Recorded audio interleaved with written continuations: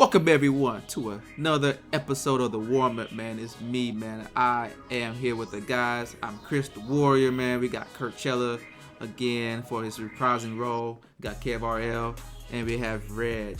Say what's up to everyone, man, who's rocking with us this evening, man, this afternoon, this morning, whatever time you're listening to us. What's up, everybody? What it do, fam? Thanks for rocking with us. What's up? Cool. And if this is your first time rocking with us, man, this is a place where we talk about sports, current events, and everything else in between through the lens of black culture, man. Catch us on every Tuesday because this is when we drop our latest podcast, either on your audio side through Spotify, Apple, man, Google Podcasts, wherever you get your favorite podcast from, or again, if you rock with us through YouTube, man, thank you, man. Make sure you hit that like and subscribe because that helps with the algorithm, gets us more views, gets us more eyes on us, and you know what I'm saying, give you more dope pods to step to, man. So again, check us out on Instagram or on Twitter, Grindhouse NTWK, and also on Reddit, Grindhouse NTWK. And also, finally, the Discord is a community where we have for people to come in and, you know, give us banter, give us ideas, do all these. There's just a little bit more of a personal touch, man. So, you know what I'm saying? You say something, maybe we get right back to you, man. So, anything else that I missed? Anchor, join us on our community, Discord, Facebook. Yeah. All that. So yeah. Short answer, yes.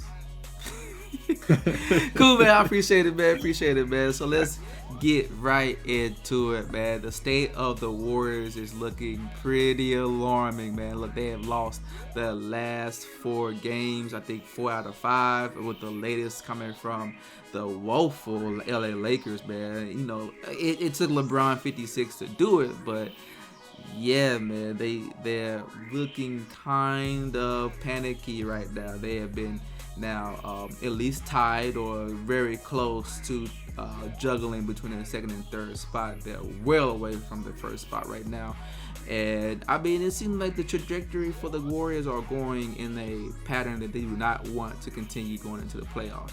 So look, let's just start with the Warriors, man. The state of the Warriors, man. What do you guys think?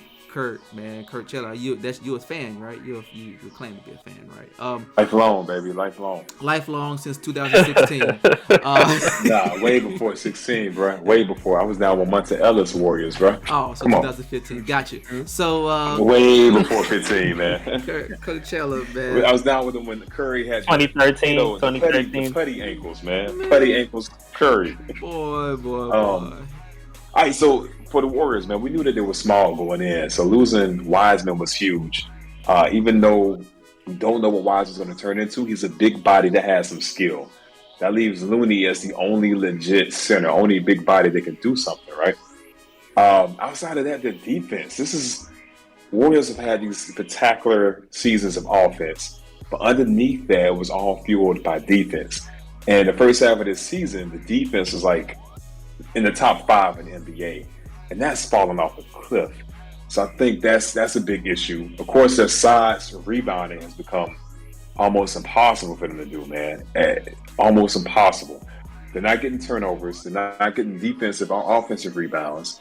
I think, for me, the offensive woes are the least of their worries. If they can get the defense back in line, if they can get the free throw shooting, that's been subpar, which is kind of shocking. Get that back in line. I think the other things will trickle in. The bench production has been kind of off, which I don't know. The shots aren't falling, but defense, rebound, and free throws. They get that in order, and late game execution, not turning the ball over, not trying to create that fun offenses out of thin air. Let it matriculate naturally like it normally does. I think that'll help, man. I think they're putting too much effort on the offensive side right now. Focus on defense. I think to get them back to a level where they can start winning again. Because these losses are defensive lapses. The Lakers, I didn't even know that it was still a pro team, man. Like, that's terrible. Come on. Really? Chris, how many points LeBron had to score to win? 56, but you know what? They were a strong 56. You know what I'm saying? It was loud and clear. I ain't taking nothing away from it. But for LeBron, he needs to score 56 points for the Lakers to beat the Warriors. the Warriors should never take that L, man. It's defense.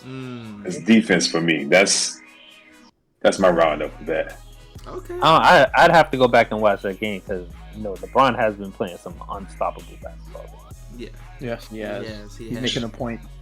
Yeah, but I'm pretty sure the Lakers scored more than 57 points. Let LeBron eat. Shut everybody else down. Like, that can't be that hard. Other teams have done it. Everybody else in the NBA has figured that out. Good point. I mean, everyone but the Warriors. So, exactly.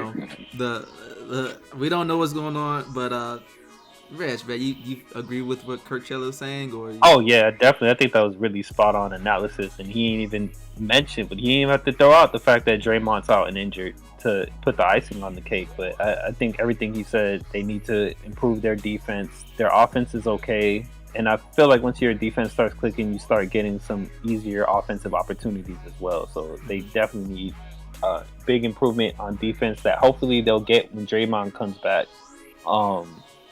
He is kind of their defensive anchor, that Chris Paul, that captain of the team, defensive minded, that fight, that grit, especially with players like Clay coming back, he's not going to be out here diving on balls and stuff. So that's what you get from Draymond, the energy, the defensive mindedness, the communication on defense. So they definitely need him back. They need the size back. Even though he's not as tall as traditional centers, he plays up. So they need all that. The rebounding, it'll help with the rebounds. I don't know if there's too much of a reliance on Draymond for them to hit such a low when he's out. I don't know if that's maybe some opportunity for a coach, to kind of get the guys back on track on defense, or if it's just a size thing, like Kurt was saying. I don't know. But I think he made some really good points. I agree with most of what he said. Okay, all right. Is it time to start panicking yet, or are we? Oh, it's on panic. Oh, okay. I think it's time to panic just because, they'll be fine in the long scheme, but just like Kurt touched on, another big point is the momentum that you carry into the playoffs. You don't want to go into the playoffs with this momentum. They need to get an inflection point. They don't need to take the number one seed per se, but they do need to get some confidence and start getting some wins. Okay. I mean, Curry even said after the Lakers loss, if the playoffs started tomorrow, they're in trouble. Yeah. Okay. All right. KF, man, you in the saddle with them, or how do you feel? Somewhat half in, half out, or maybe more in, less out. I don't think it's time to panic. At the same time, you do go through these wars. It's not a good time for them to be experiencing what they're experiencing now. And like Kurt just said, if it does start today. I paused for a second. I'm seeing red on my signal. Oh, okay. I was it's still good over here. It's still good over here. Yeah. I'm not gonna be something he gonna drop a bomb. Nah. I mean, I just I pay attention to my stats on the side here because I don't want the feedback and all that good stuff. I saw my signal real low, so I was like, man, am I chopping up and I'm not seeing it? Yeah. No, that was Steph sitting in that beam like, yo, Kevin, don't doubt us too. Don't doubt us too. Don't count us out. Definitely not counting Warriors out, man. I think there is something there with respect to the defense, and that being a problem. They have fallen off a bit, but when you said it, I wanted to take a look at where they stand right now with the defensive ratings. And defensive rating, they're way down. They're like number 19. But on some of the other specific things, like points allowed, they're pretty up there, number 4. Field goals allowed, they're number 2. Assist allowed, number 3, and surprisingly rebounds allowed, they're number 4. So they have some defensive things clicking, but where they seem to be struggling a lot, which goes back to the big man situation, is on blocks. And maybe not even looking at blocks specifically, but blocks is a poor thing, but just defending that paint, just having that big body in there to command, or at least make people a little timid about coming in. And second to that is just 3-point defense, which is really horrible. That's kind of what has dragged down a lot of the defensive rating, is their ability to defend on the 3-point line. So you're not protecting your paint and you're not protecting the outside. That's a problem. So I don't know how they fall into that just because of losing Draymond Green. I feel as though something else isn't clicking, or maybe Draymond Green is just that glue that makes it all work. Yeah, man, it's tough to see what we're seeing right now, but I'm not panicked though. You're not go back to that original. I'm not panicked. Nor do I think they should be panicked. Before I hit that pause, when I was saying, Kurt did mention that Steph said if it starts today, they'll be in trouble, no doubt. But it doesn't start today, so why am I panicking? It doesn't. It starts a while from now. So at the same time, do what you know. Follow the process. Follow the process. Follow your program. And let the program and let the process dictate what happens. Because you're going to do what you could do at the end of the day. And right now, I don't know if they're doing all that they could be doing, especially with that effort on the effort end. Yeah. Blackout restrictions been kicking my behind. I ain't been watching the games, but I can imagine. Draymond is a very versatile defender. He thought he's the best defender ever. He can go follow you out to the perimeter, stop you there. He can play up and use his body on the inside and stop things. And he moves. He quickly go inside and out, and he does a lot of help defense. So that could be what you're seeing. Like if they're getting killed on the inside and people collapse, and then they're finding people open, and that's probably why you're seeing all these 3-point and they're doing bad for them in the 3-point defense because that interior is leading to open looks on the 3-point line. That's what I imagine. Yeah. Man, it's go ahead and hit that big red button, man. Look, it's panic. Hit the panic button, dude. Look, oh man, come on, man. Because no, I don't understand what you guys are talking about. Look, it's time. It is time to panic. Like, and they're not panicking in the sense of they're gonna make it to the playoffs or not. They're gonna make it to the playoffs. That's not a problem. But number one, you don't want to fall into a seeding where you're gonna be in the 4th or 5th seed if you continue to fall in this fashion.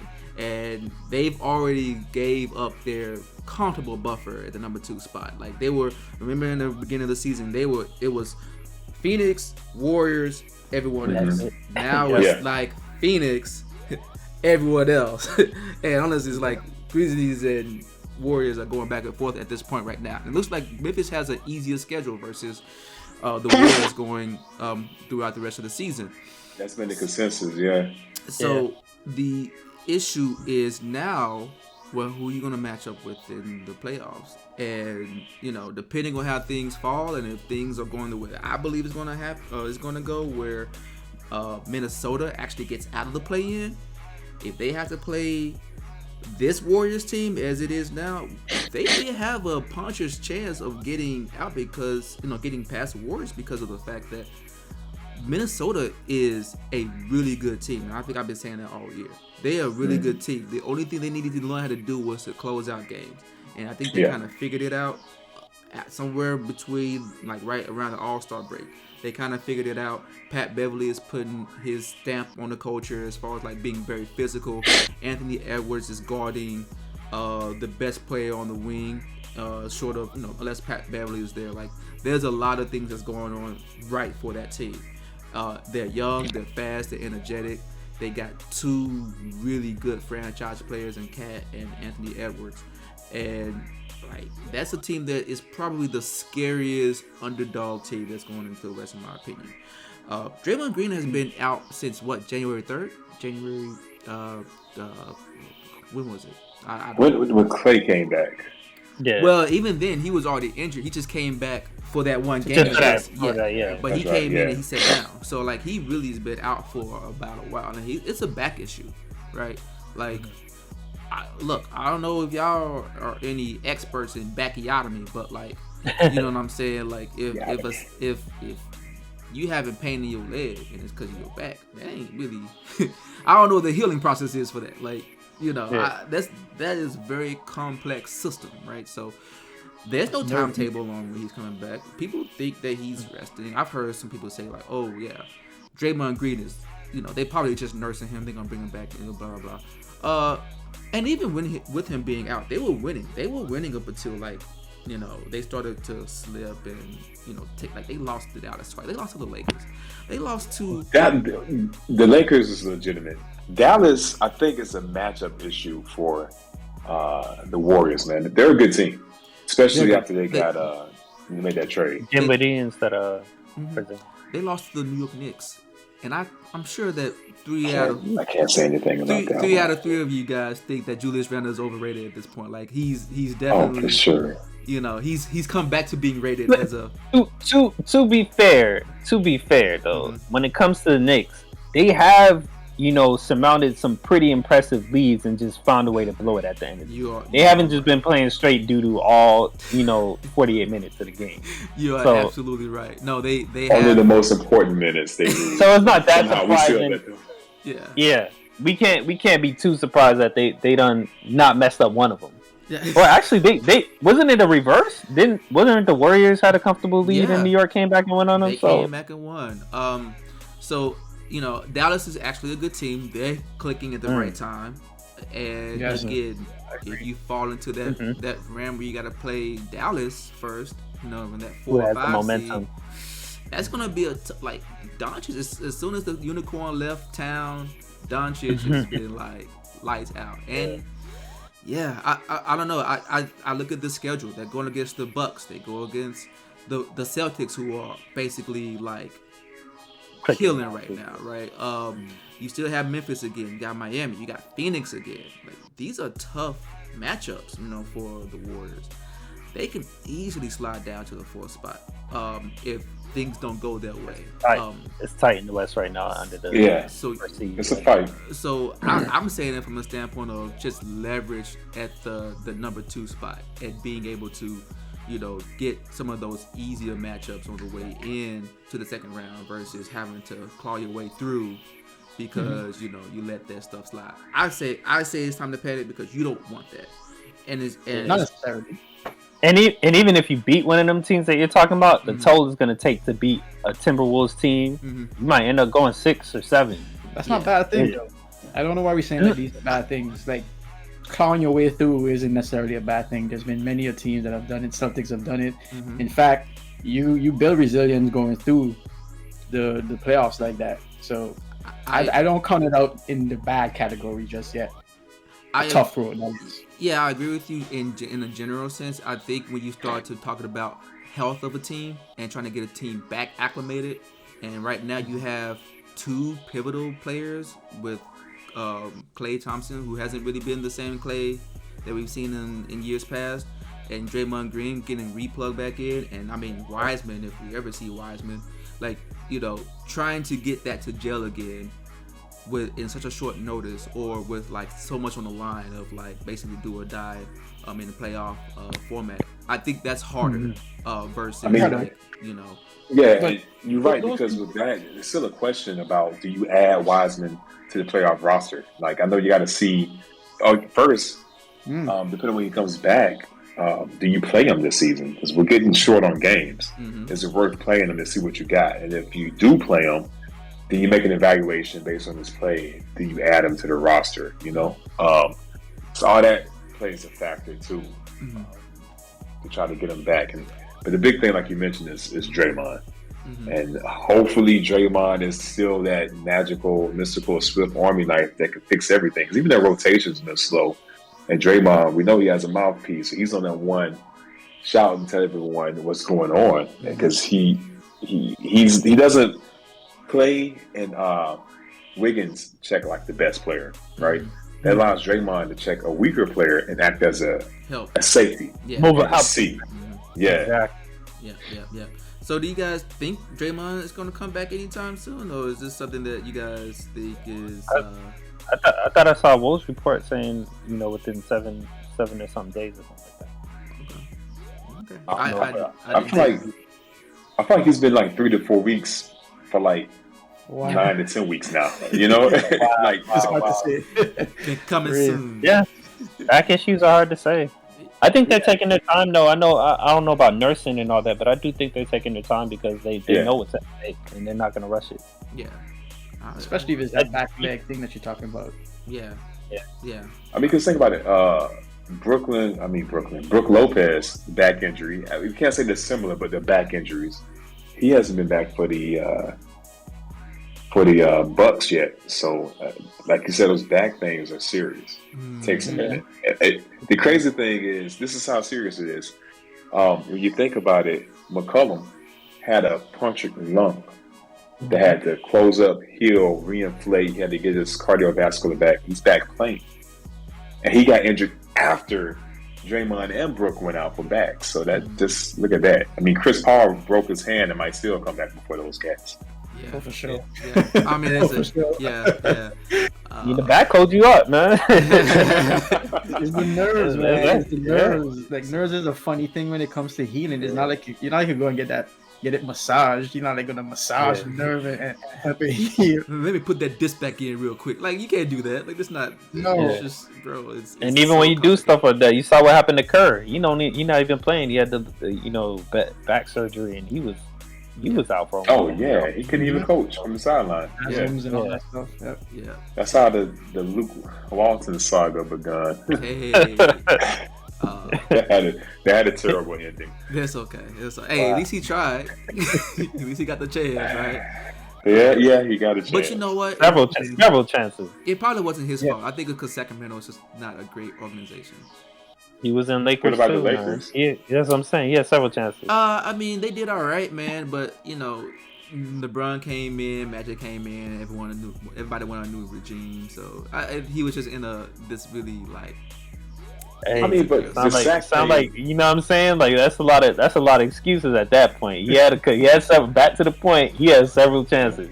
I mean, And Jaeger from Jaeger, I can't say his David name. Yeager. Yeah, Dave Yeager. Yeah, he came from Memphis, went to Sac. He had a good season with them. And of course, he did Jaeger-like things. This through the front office, got booted. And Walter came in with literally the same team and couldn't replicate the magic that Jaeger had. They almost made it to the playoffs under him, that says a lot. That's like winning a championship to Sac fans. Wow. We almost made it to the playoffs. Yes. Oh my gosh! Yikes! Congratulations, guys. What's that banner? Give us our banner. Do y'all think play-in participants? I know, right? Do you guys think that Steph situation is going to turn around with his slumping or just kind of like being, lukewarm? I mean, from what I tell you, his numbers are okay. So I mean, he can get back to Steph level of things, but I think with his level of play is not the deciding factor on what's going on. I think it'll help if he can hit that other level, and they'll definitely need that in the playoffs. Mm-hmm. But that doesn't sound like everything that we discussed. Steph Curry wasn't on the top of the list there. But I think when you fix everything else, you're gonna need that Super Saiyan Steph, man. Like you're gonna need that All-Star Steph. To compete, man. Hey, to be fair, the dude scored 30 points. That's enough, man. He's scoring 35, 33. Like, these are the losses. 25, 34. That's enough. What, do you want to score 50? Like, he can't be LeBron, like, all the time. No, it's not. It's not how many points he scores, right? It's the way that he does it, right? So you're talking about, like, the efficiency. The 30, yeah. The 30-point game was pretty solid, 13 to 22, right? But for Steph, he was 4-9 from 3. But you need Steph to be dangerous. He is dangerous from 3, but you need to be lethal from 3 to open up that Warriors offense. That helps Gary Payton get those buckets down low. That helps Looney get those. All the other cats that are not Clay, Wiggins, or Poole, because they can score on their own. Everybody else needs help. So when Steph is stretching the defense back, that's when the Warriors are at their best. And I mean, come on, like 3 for 10 against the Mavericks, 2 for 7 against the Trailblazers. Use the threes. 1 for 7 against the Nuggets. That's not going to cut it. I feel like even with that streak, though, unless we're talking about what Steve Kerr feels like he has to do in terms of rotation and minutes with Steph Curry, he's still stretching the floor. He could be 0 for 10. He's still stretching the floor. He's still Steph Curry. Yeah. He's still going to have to go out there and be on. Would you not say I disagree. I disagree. I don't know. We can hear the other panelists on that. I disagree. Okay. I know you're a Warriors fan too, man. You agree with Kirkchello or you agree with Reg? I mean, I'm more on what Reg is talking about right now. Like, it ain't really up to Steph right now, honestly speaking, because we talked a lot about the defense and all those other things. But going to Steph specifically, he ain't doing too bad. Yes, he need to get more up on par. Like that 1 for 7, like you mentioned, 2 for 7. That's what happens sometimes when you shoot these shots. And I've seen him go through these slumps before, and it's happened. It usually happens 1 to 2, even 3 times in a season. He go through these kind of slumps. So for me, it's just bad timing for this one. But We still got some more to go right now. We ain't done yet. And those teams you spoke about who are coming up for them to play, yes, that could be seen as a tough road ahead to the playoffs, but also that's a wake-up call potentially to say, hey, this is your chance to practice what it is y'all need to get back in tune with. And let's use these as playoff games. For real. These are playoff contenders. Mm-hmm. For real. What about to the point that it's a different type of defense when Curry's in the slump? Do you feel like there's something that you see when you watch these games? To me, is different, man, because think about when you're playing ball, there's even street ball. Somebody comes in and you know they can shoot. When they're off, man, you're still checking them, but you're not sitting the whole team. Everybody's eyes on the team are looking at that one guy. Yeah. Right? You have, instead of having 5 eyes on him, you probably have like 3. Like, we don't want him to get hot. Just, watch him now because he's off. He's been off the past couple of games. I think that's what it is with Steph. Superhero Steph, he has all these, the whole team's eyeballs are on him. Mm-hmm. Now you probably have like 2 set of eyes, maybe 3, but not the whole team. That's what I'm saying, because I know when I play street ball, like, it's one thing when somebody got the hot hand today, but when that one guy that every time that he touches the court, he's gonna shoot. Like, I'm playing him harder when he's in a slump because I don't want him to go off. You're talking about one-on-one defense. You don't want team defense. I'm talking about the whole team. If you're not checking that one, you checking him. If you gotta rotate to Wiggins or Curry, you think they're gonna go to Wiggins because Curry's slumping? Nah, I'm talking about defense. Like, that's what I'm talking about. Team defense. That's what I'm talking about. Reg, you checking him. You playing him hard. If he's off, I might not be so quick to run out there and help you out if he gets screen free.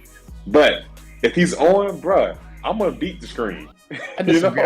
I disagree. That, man. I feel like that one time I let him get that shot and he gets that confidence, it's a wrap. It's a wrap. And I don't want to be that guy. I don't want to be that defender. I don't want to be the one that slept on the homework because I felt like dude ain't on right now. I wouldn't want to be that cat. So if I'm out there, if anything, you might see the opposite sometimes. You might see, like, when the person's so hot, they're just like, hey, like, sometimes you got to live with some of the stuff they doing and make sure the rest of the team. I feel like if that were the case, then like Looney and Peyton would be getting their points like they normally do when Steph is like hot. But that Warriors offense is slacking a little bit because those defenders are able to check all 5 players now instead of keeping one eye on their player and another eye on Curry. There's other things too because they're decent in rebounds, but when you're making shots, the team's not rebounding. The transition when you're getting back on defense, a lot of it is about just missing the shot too. Like what's the backlash of missing the shot, not necessarily a lack of defense on him. It's like when you miss the shot, it's up in the air. They got to rebound. They turn it around. They pushing the ball up. Be point. Chris, what you think, man? Look, I think Steph is doing. I think this is the Steph that you're going to see going forward. He's not going to be able to sustain anything higher than, maybe 25 to 30 points a game. And you just need to know when to turn it on. I mean, this is what most superstars do, right? A lot of times they don't even score. Jimmy Butler don't score unless he has to score, unless it's time to it's closing time. Steph Curry is not that type of player. I don't think he's a closer like that. He's a lethal shooter that you always have to keep eyes on. But what makes him so lethal is that he has also another great shooter in Klay Thompson, who is probably not really as effective as he should be, or that as you would want. I would not say should, but first season back, first season back, and I mean we've seen what they were before, so you couldn't double off of Steph. You couldn't double on Steph because of the fact that you had 2-3 other shooters, especially when you had Kevin Durant. Like ain't no double team. So now that this team is a little bit different in how it's tooled, now Curry has to learn when to turn on those like superpowers. Like you can do it for like maybe a spurt, like maybe 3 minutes, and you just out here just like. And that's what we're used to, like 3 minutes of like him just being NBA live. Yeah, not missing. But that comes up. But if you ever, I don't know, I would just say this: that would actually come off of like defense, off of transition, off of the point to where like he gets open because you done ran the defense all over the place and they don't know whose assignment is who, and he's open now because of the fact that slipping through, doing all that off ball movement that he does. And I think that's another thing we didn't really touch on with Clay being on the floor, you know, not making the shot and being kind of limited on what he could do. Now that's two players. You got Steph maybe missing the shot, Clay's on the floor, but can he really go after the rebound the same way everybody else is? So now there's really only three players that can really do something if there's a missed shot. And that might be some of the woes that we're seeing as well. Yeah, so I don't know with this makeup, with this current condition of this team, Curry is going to be able to get you 50 points, which is basically what you're saying. Like we not saying 50 exactly, but I'm just saying you want Super Saiyan Steph. Efficient Steph at the three. Let me be specific. But he's saying it can still be 30, but not off of 2 for 7. And that's fine. I get that part, but it's hard when no one else is making the defense re-strategize. How you gonna, you know? That's what I was. How you gonna slow down Steph and slow down Clay? It's like Clay went what was it 3 for 13 something? Yeah, that's how I feel, man. Because when Clay wasn't there and. When Clay wasn't there, I felt like it was coming from everywhere. The games I was watching, it could be Kuminga, it could be Poole, it could be this guy. This is like boom, boom, boom, boom, boom. It's all over the place, and that's when they were doing well.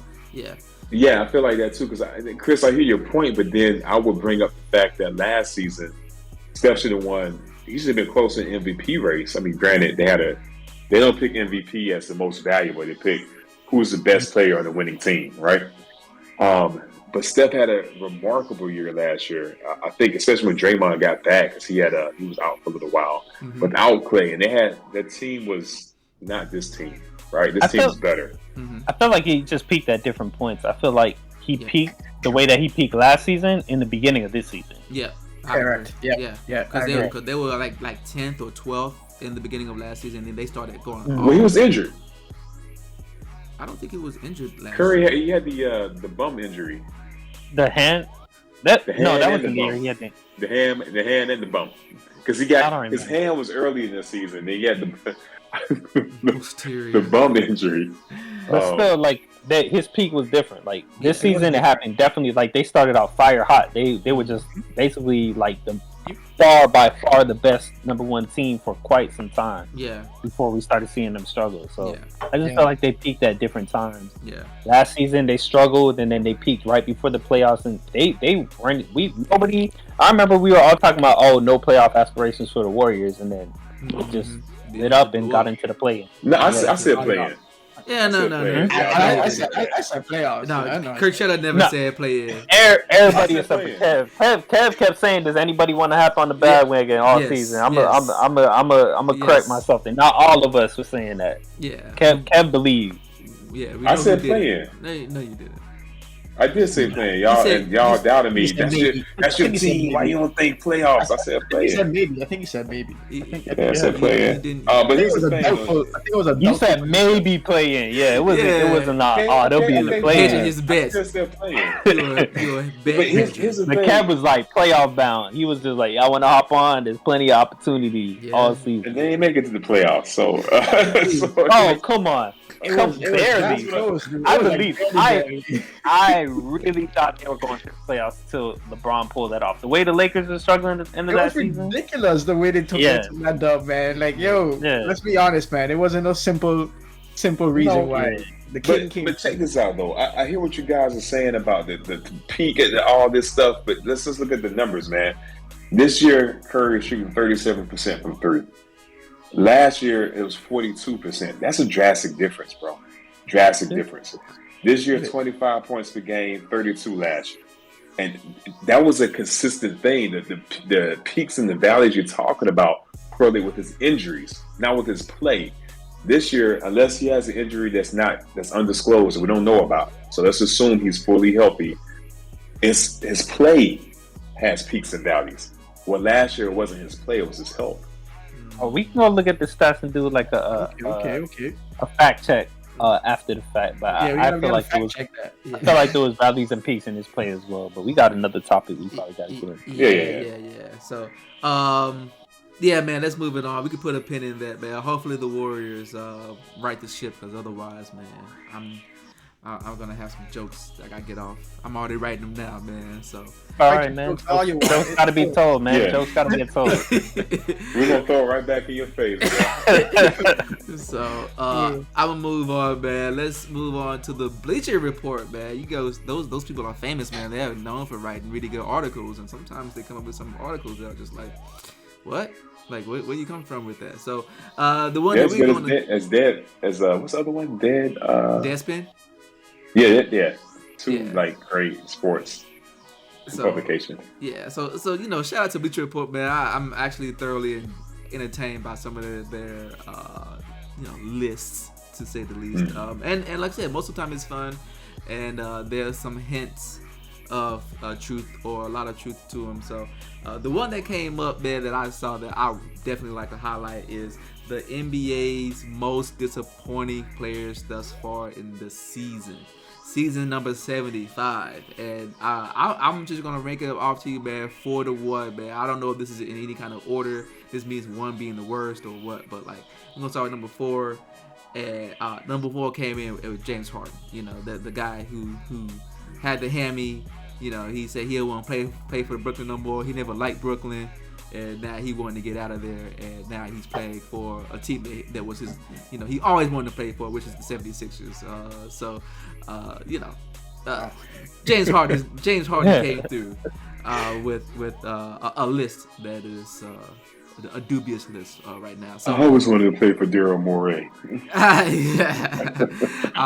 So then that's James Harden, right? That's number 4. The number 3, man, the Mr. Triple Double himself, except for this season, man, Russell Westbrook, man, he's been coming in. He's had some of the worst misses in the NBA this season, and they're not highlights. I mean, they're in the spotlight, but for the wrong reasons. And people who are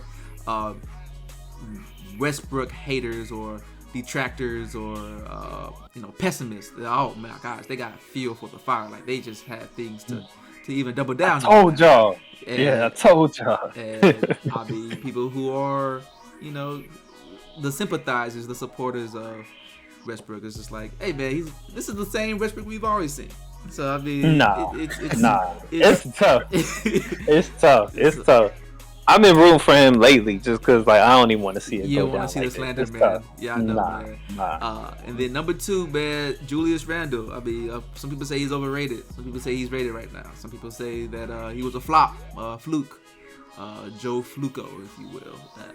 The Knicks have been willing, and I'm curious. Is it because of Derrick Rose missing, or is it because is it because that we caught on to his game and now all of a sudden they know how to scheme for Julius Randle? So I don't know, man. We can talk about that. And then number 1, man, the man in Brooklyn himself, Kyrie Irving. They said, according to Bleacher Report, is because health codes, right?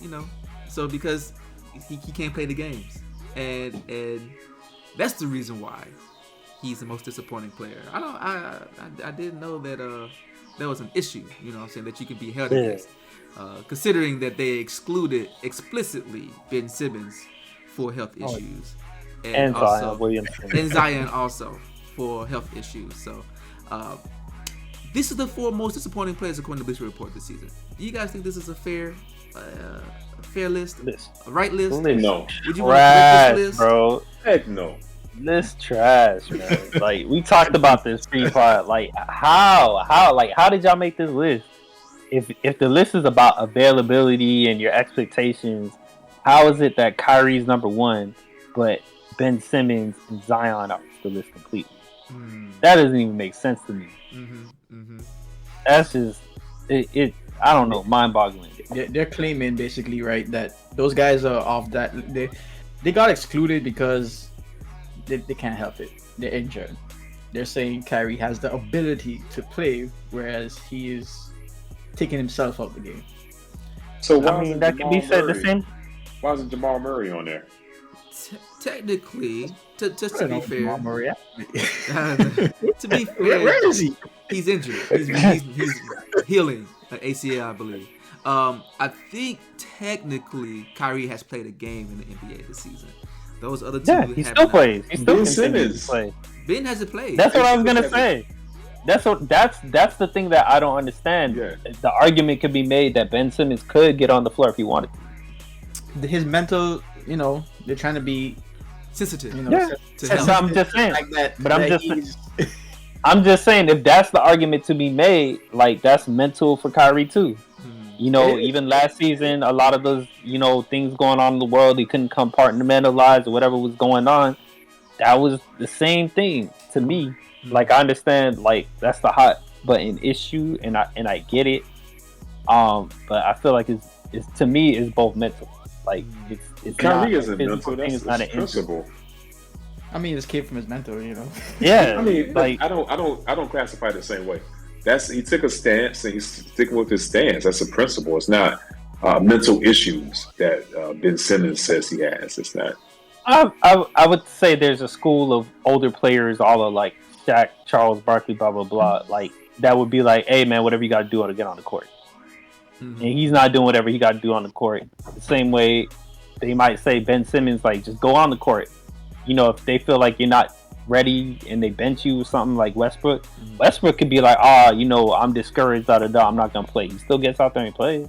He may not be mentally playing the best basketball ever, but my point is I wouldn't loop Kyrie and Ben Simmons together. Kyrie he made a stance and he's sticking with his stance. That's all that is. Ben Simmons is the one that's publicly said mental issues. New York City changes their vaccine mandate, then Kyrie can play. Ben Simmons has to fix his inside. If Kyrie changes his mind, he could play. The only reason I'm looping him in is because at first I looked at it with one lens. It was just like, oh, okay, they said Ben Simmons has mental illness. They never say he has a mental illness issue. He just got a mental issue. True. Okay. And to me, that's the same thing. If you're gonna categorize it like that, like if he's having anxiety or attack, like something you can medically diagnose, but if you're just having like your mental well-being, you feel like you're not in a space that you could play for whatever reason, like I feel like it's not that to me. Okay, all right. I'll probably lean more on Kurt's side in this instance, but only because of the standpoint that the way I would look at this perspective of these two individuals is Ben Simmons is. You call it mental health, and if I just change the word from mental health to physical health issue, right? We don't, that's. Are you injured or no? And it sounds like it sounds like the mental thing. There's some type of disconnect to where he doesn't feel he can play. Now I don't know about the validity. That's a whole other topic. I won't get into it. I know we talked about that plenty of times, but taking it at face value, I will look at it in that lens, and then when it comes to.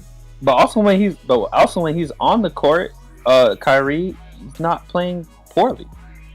So like I still I don't understand the number one disappointment. Yeah. It's not great, but that's why I didn't understand it. Yeah. Now I would say that's why I said maybe because he actually played. I think that was my only reason why I think one was excluded and the other one was not. Was that Kyrie is taking a stance similar to Ali saying, I don't want to fight a war. Like that's a principle thing. And if he gets excused from fighting the war, then he'll be fine. If the laws around Kyrie changes, then he'll be available. And also because he actually played games. He's played like a handful of games, 25, 26 games. So I feel like outside looking in, it seems like the author is a pro-vaxxer and penalizing Kyrie in this, right? And when Adam Silver pointed out the fact that unvaccinated players can play in New York if they're on the visiting team, but Kyrie can't, that made the whole thing ludicrous. Like, what are you doing? Like, we're talking about protection. Like, we don't have to go down that rabbit hole, but I think why this author made him number one. But I think even within that, that's two things that you touched on. If I look at it from that standpoint, his decision didn't really change. Coming into it, the rules changed around his decision, and we had a podcast on that. I won't go too deep into it, but he already had this mindset. So where's the disappointment coming from? On that aspect, and on the other aspect, talking about like he plays some games. If he can play, he can play. Like if he can play, given how he wants to play, he's going to do it. Yeah. So like I don't understand where the disappointment comes. Yeah. That's just. They try to frame it as it's self-prescribed, right? And he single-handedly took the Nets from being a championship contender to being wherever they are right now, number 9 in the play-ins. They took them from being a top contender team. And matter of fact, the article actually tried to Harden, who's number 4 in the list. They try to actually use Kyrie as the reason why he left for Harden's departure. So a lot of people do that. So even in that's like double for, right? So it's like, okay, you self-prescribe your unavailability, and now you're also causing disruptions in the team, which is allowing them to not click. So they try to lump all that stuff in there, man, and say he's the biggest disappointment. I don't agree with it, but that's the angle they took though to make it make sense. Yeah, I mean with that, I think that makes sense because, like you said, they were a title contender, and you add Kyrie as part-time. Subtract him first, bring him back part-time, and if there is validity between him and Harden, his availability, that's why he left. Okay, I would say the Nets are the most disappointing team, but I wouldn't say Kyrie. I can't put him on that list. Yeah. KD getting injured again. Harden staying injured. I would agree with them, number one, if you said team disappointment, but just put on Kyrie and get stuck on that circular logic. Yeah, we kind of say how you feel about what. Yeah, but I feel like in the how I put it, like the game happened to Ben Simmons, like life happened or whatever happened, injury happened. I feel like the rule change happened to Kyrie Irving. Yeah, true. So how is it fair to say all these other things are out of your control? Like Kyrie can control what's going on with COVID protocol. Yeah, I didn't land on the rule book. The rule book landed on me. That's what I'm saying. Like, for example, let's say they put Harden number 1 because he wasn't as efficient because of the rule change. Are we gonna put that on Harden? In terms of like how they called offensive fouls. Actually, yes. All the other NBA players changed. Yes. Yes, I would. I disagree. I feel like that. Well, maybe if that happened, it's a hypothetical because I don't feel like that's what the disappointment is with Harden. They say the fact that he seems like he wasn't ever really into it. He was already tired of COVID, people being injured, people not vaccinated. He's vaccinated. Like, it seems like there were other things when I looked at why they said he was on the list. Yeah. And then also, we talked about this last time about him going there. But will he still be healthy? Will he lose the weight? He's missing a game against Miami coming up because of the hamstring injury. Yeah. But we all agree that this, at the very least, the construction of this list is trash for whatever reason. Because I mean, they got loopholes. They got, how can Harden be on there? How can Harden be injured and be on the list, but everybody else is excluded? Like, even if we're gonna take Kyrie off of it because we're saying it's his choice, how is Harden on the list? Because he's injured. Why isn't he excluded? Well, I would add Harden. Okay, who's the top 4 then? That's my. Oh, my bad. We can get into that, but then my question would be: are we including injury or unavailability as an aspect or not before you come up to that top 4? That's what I was saying. Yeah, I don't know what their criteria was. I think, like I said, from the way that they explicitly excluded Ben Simmons and Zion, they have not played a single game this season. And so, how's that not disappointing? Well, again, I don't know you can, based on the scope, if their scope says, hey, if you got to play a game, this is what we're going to look at, because obviously Jamal Murray is also another one of them. Andrew Wiseman is another one of them. Like, that's another big disappointment. But in that sense, like, you can't knock a person. You can't say they're disappointing for being injured, if that makes sense. and not being available. Okay, so right, that's what I'm availability is not a factor. Then I would think. I don't think I would put Harden on the list. Then I think I'll be my number one. So then, for that reason, Harden would definitely be on my list. So let me ask this then: who do you guys think is the most disappointing player? You can just give one. Tough. Damn, I would say Westbrook for me. I think that was appropriate on me. See, that was hard for me, right? Because I'm more disappointed in Westbrook's integration into the Lakers as opposed to Westbrook himself. I don't know. His integration has been kind of funny. I don't know what they expect of him or what he should be doing.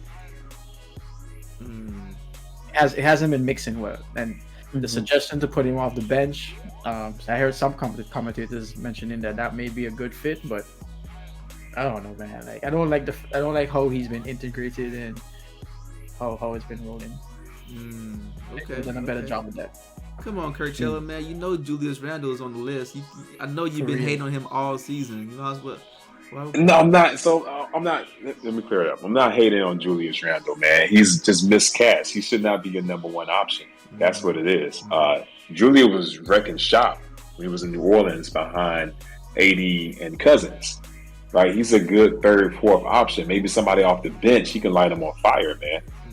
Last year, which I think was a contract year also, he was taking the same shots he's taking this season. It's just the ball was dropping, right? And they're all contested shots. All of them were contested shots last season, and he's taking contested shots this season. It's just not dropping, man. It's hard to replicate that season in and season out, man. You gotta dig deep in your bag to come up with some more moves. But I would say Julius Randle is definitely on there because last season nobody expected the Knicks to do anything. Julius had this miracle year. The Knicks allowed like the most wide open threes, but teams just weren't dropping them. They're doing the same thing this season, but guess what? Teams are dropping those threes now. Randle. I want to say AD, man, but he's injured so much it's hard to include him. He wasn't even put on the exclusionary list. That was another thing. I forgot we talked about that. How is AD not on the exclusionary list? He played. He played. He played this season. He played more games than not. I feel like he's missed so much. But he's played. And then and you know what? The games he's played, there's probably like 2 or 3 games where he actually like looked like the AD we expect. And then there's a lot of games he looks like some sub-level version of himself. Like some part version of himself. Sorry, are you saying because he played, he shouldn't be excluded? Like he should be able to be on the list? You know what? If someone says it's disappointing because AD, we've expected him to be a top 5 center, and we've seen him play against top. Be on the list for me then. Yeah, there you go. Be on the list for me then. I know you've been hating AD this. Nah, I ain't hating on him. I thought the game that he did come back in, you kind of saw what was missing with the Lakers. Him being the defensive anchor, being a lot of height. Being able to give them some additional offense, but it was really his impact on the defense. But then he got injured again, unfortunately. It looked like they were maybe gonna be able to right the ship. Yeah. Struggle time. So Kev, you don't have anyone as hard. You don't want to give any dubious awards.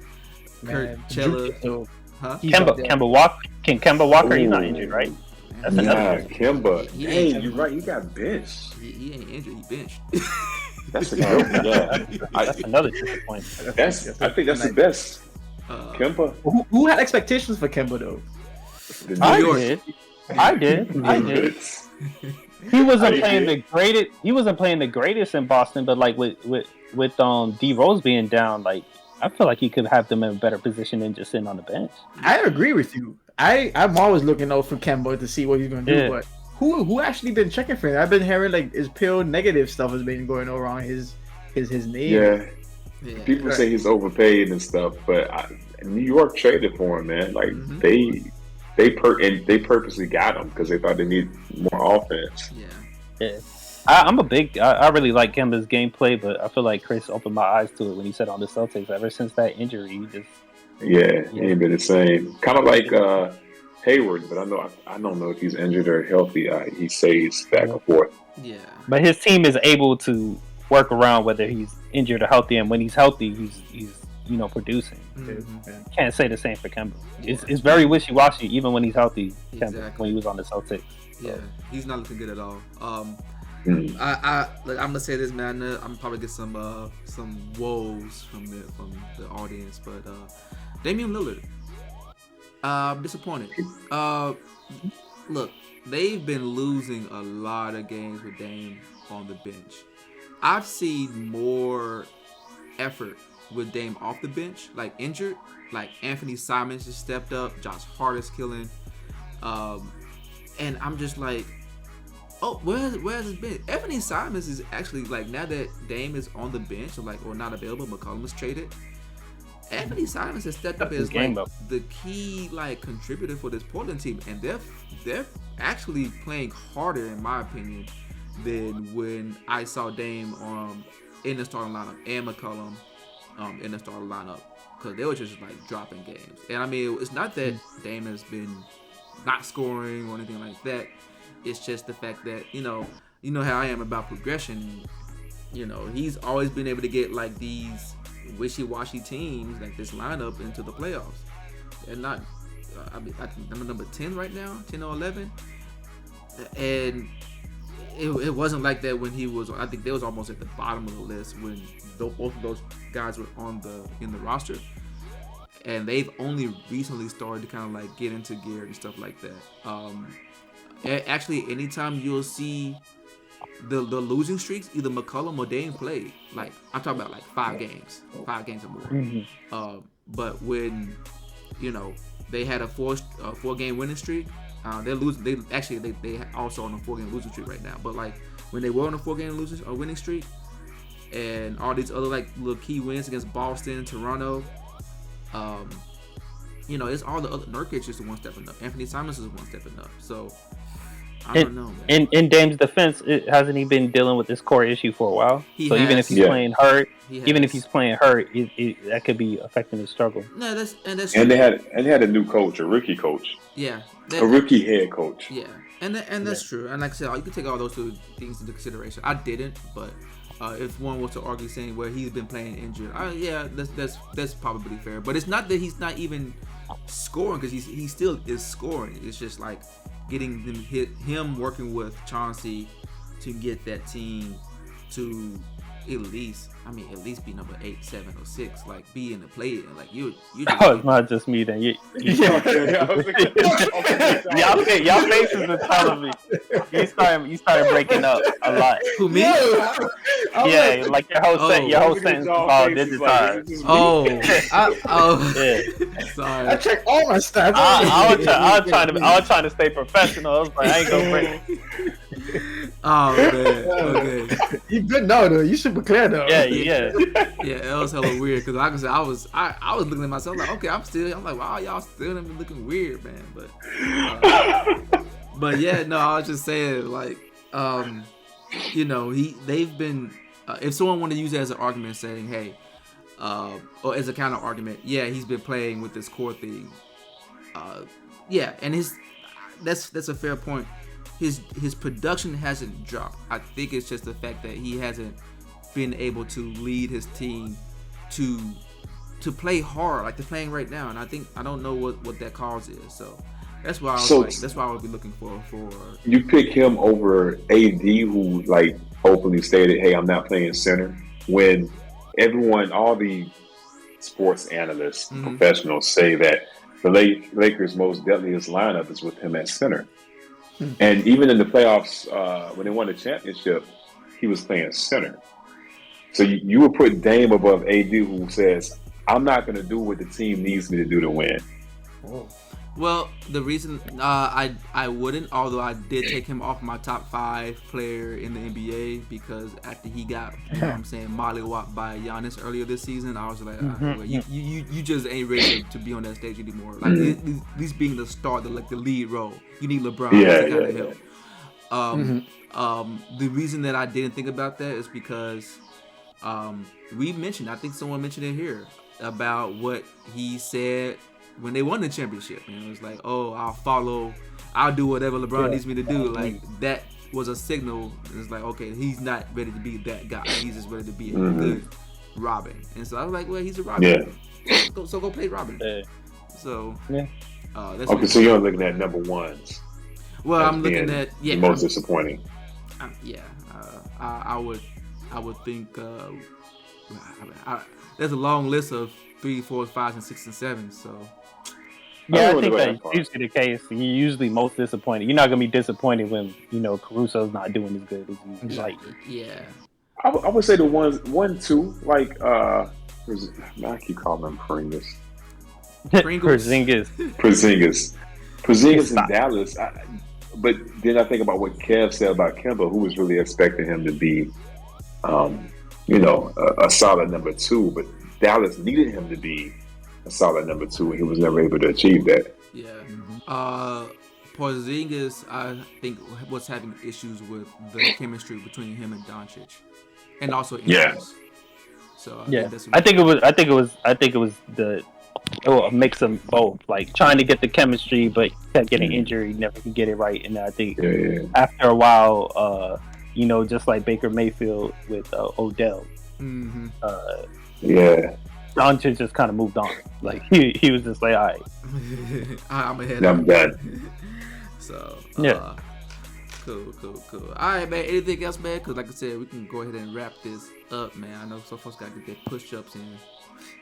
I think we just real quick, just recap the list. I think we said Westbrook belongs kind of up there. I know Kev said maybe his integration not necessarily a full reflection on Westbrook, but I don't mind somebody putting him in the list because he has fallen off his game a little bit. But I mean, you said AD, you said Dame, Kemba potentially. Mm-hmm. Hey, Kev, it's okay, Kevin. You say the coaching staff. Lakers coaching staff since the integration is the job. The rotations are really odd, man. I don't know what Frank is doing. But they haven't had the opportunity. I don't think Frank. Yeah, that's what I'm saying. I don't think Frank knows what he's doing. I don't. Not because he's just unprepared, but it's just they need to have so many roster changes because of all the injuries been happening. They never was able to. Austin can ball, man. He rarely plays them, man. It's just I don't know, man. The people he has available is. I know some people have called into question the healthy roster that he has. Their rotations is kind of weird. For me, I would put Julius Randle above Kemba because Julius is the one in New York. And Kemba, I don't know where to rank him on that team, but we definitely consensus across the board. Julius is number 1 in New York, and he's not playing up to that role, not this season. With you on Julius. Yeah, that's a very fair point. So, cool. Hey, you're not gonna put in Evan Fournier? I know you said you never seen him shoot no threes. Hey, Reg has been missing it, man. That's all. So last game he was hitting. I wasn't watching the game, but you ain't see it either. Come on. I watched like a good 15-minute stretch of Nick's ball, and he did miss like 3 threes, like not in a row, but I'm not shot it, he missed it. Look, stat lines and stuff. I ain't gonna argue with the stats. I'm just saying when I watch the game for whatever reason, I'm looking like the way they talk about. I'm looking like Ray Allen. He open. He on a 3. You got to knock it down, and I just haven't seen it. Yeah. That just could be poor timing because y'all said the numbers and his numbers ain't the worst, and maybe he just doesn't take as many shots as some of these other 3-point guys like Duncan Robinson, Tyler Hero, whatever. But I'm just saying I ain't seen it. Nah, he takes a lot. He takes a lot in the most. Yeah. Red's watching like this, like he peeping, like he about to shoot. I mean, just no, but nobody's seen it. Ain't nobody here saying, "Oh yeah, I saw last game." I was just putting it out there. Last game was 1-for-5. That wasn't good. Yeah, it's hard to watch a Knicks game. So just in general, it has nothing to do with Evan Fournier. Actually, they end up coming down to the wire because like by the time third quarter, there's a point where you be like, okay, they were up, so you're always gonna have this. It just goes bad so quick. It goes from it went from them being up to being close game to they just all the momentum just gone. So it is kind of tough to watch. I ain't gonna lie. So shout out to New York Knicks fans. I know y'all feeling it too. So Man, but when are they not feeling it? Is the question. Last year, remember they got really amped up. They're like the Dallas Cowboys. They when they really get amped up about something, they really go all in. Oh yeah, but then they still lost to the Hawks. So like, bro. That was great. I like Villain Trey, man. I like Villain Trey. Yeah, that was fun. Oh wow, we ain't talk about Atlanta Hawks being disappointed this season. I don't even know what finger to point it at. I mean, they're coming back, I thought. I mean, talk about overrated team. I don't know, man. Yeah, they was disappointing. Yeah. Hey, I called it in the beginning of the season, but you did. That's why I was. You did, yeah. But we'll see. They're gonna make the playoffs still, so we'll see how they. Maybe. Yeah, maybe. That's a maybe. I don't. Hey, I believe they'll make it, man. They'll figure it out to get close. At least they'll play. If they get to the play-in, I think they'll be all right. They're number 10, bro. Number 10, Washington. right? Yeah, that's crazy. Washington. How you go from number 4 to number 10? I'm rooting for them, but man, yeah, you're right, man. This is an uphill battle. And the top dogs in the East is so competitive. Whoever they come out to play against, can they beat them in the 7-game series? No. The way they've been playing? Definitely not. But at least you can make it to the dance. You know what I'm saying? You just want to get that ticket. You know what I'm saying? You just want to show your one move right quick. Yeah. I don't know if that's enough to keep Trey Young though, man. He's gonna be looking elsewhere. Yeah, we'll see. Because I legitimately think all the teams above them are literally better than them, except for like the Raptors. I don't know. Raptors have been doing that consistently all season though. Raptors, people they still have left over. Siakam, Van Fleet, like Anunoby, like they just been doing their thing. Yeah, I don't think any team's gonna lap them underneath them though. Like the Wizards, Knicks, Pacers, Pistons, Magic. I think the Hawks are gonna stay at number 10 because the Nets are gonna get better now that they're healthy. We'll see, man. Shout out to Seth Curry, man. He looked good too, man. Oh, he did. Yeah, they've been taking. He shot and made a couple of threes, unlike other people. He's fitting very well. Like even his first game, he got them the W pretty much. Like he's been fitting in very well with the Nets. Yeah, so all right, man. Let's go ahead and wrap this up, man. We're a little long with the tooth, man. Reg, man, what's your sign off? Hey, man, thanks for everybody for joining us today. Let us know who your top 4 disappointments are in terms of players this season. If you agree, disagree with our commentary here, follow, like, subscribe, follow us, all that good stuff. Cool. Kev, you're up. Always hard to talk about the disappointments, man. It's not a fun thing, but hey, we have expectations out there, so it is what it is. Appreciate y'all rocking with us. We know you have other things you could be doing, so when you spend your time with us, we always appreciate that. Like, comment, subscribe, all that good stuff. And yeah, we here every Tuesday. Cool. Kirkchella, did you have something in your bag that you would like to share with the class?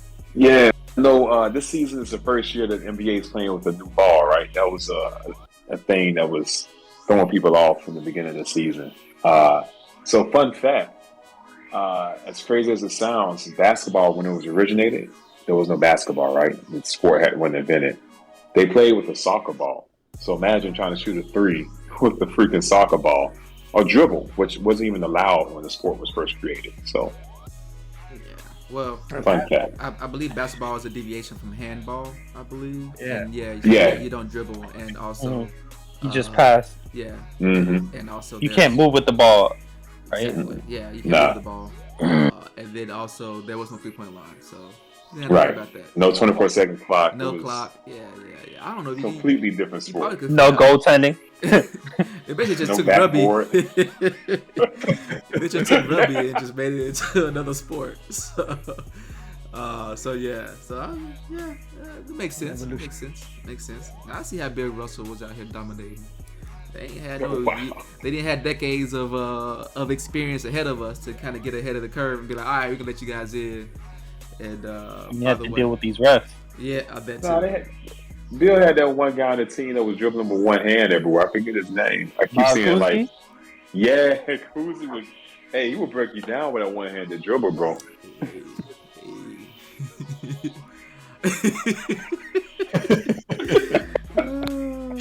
Man, so Oh yeah, that's cool, man. I appreciate that. That was a good, nice little lesson.